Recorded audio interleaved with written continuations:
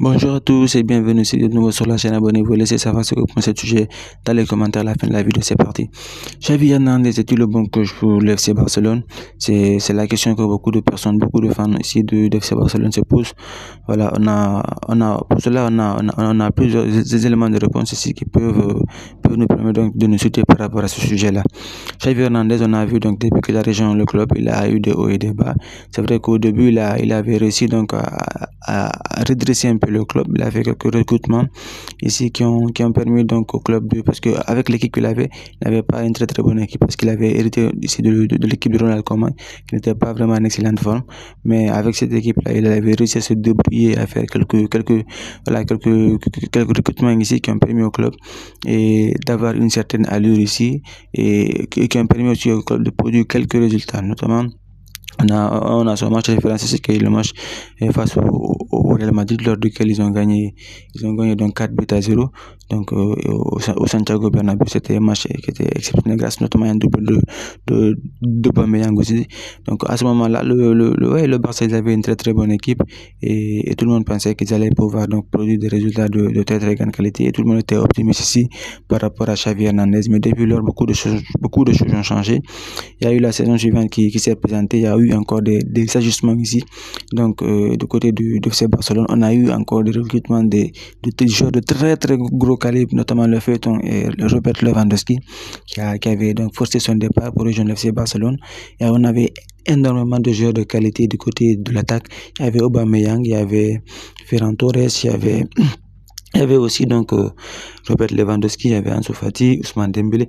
Il y avait énormément d'options. Il y avait énormément d'options maintenant du côté de FC Barcelone. Et pas que là, au milieu de terrain, on avait toujours Pedri, Gavi, Busquets. Et à la défense, il y avait des joueurs excellents. Il y avait Araujo notamment. Il y avait pas mal de choses. À tous les postes, il avait donc d'excellents joueurs pour produire des résultats donc des résultats qui seront ici à la hauteur ici des attentes donc des différents fans de FC Barcelone à travers le monde. Mais malheureusement, ça n'a pas trop été le cas. Le FC Barcelone, ils ont pas réussi. Donc avec l'équipe qu'ils avaient, ils n'ont pas réussi à produire les résultats que tout le monde attendait de leur part. Ils ont été éliminés dès les phases de la Ligue des Champions. Donc et aussi au-delà de ça, en championnat, ils n'ont pas réussi à remporter le championnat. Et c'était vraiment quelque chose. Ça a été une déception totale ici, parce qu'on ne s'attendait pas vraiment à ce que les choses se passent de cette façon-là du côté de FC Barcelone. On s'attendait parce qu'au vu des premiers matchs, on pensait que Xavi pouvait redresser ce club-là, pouvait amener ce club-là vers le sommet, mais malheureusement, ça n'a pas été le cas. Et quand on regarde actuellement le FC Barcelone, la façon dont il joue, c'est très très inquiétant, c'est la désillusion totale. Ça se demandait même si donc les anciens coachs de FC Barcelone n'ont pas produit donc de meilleurs résultats que lui et c'est tout à fait légitime de se poser cette question-là et se demander cela au vu des résultats et au vu surtout de la façon dont le club joue actuellement. C'est vraiment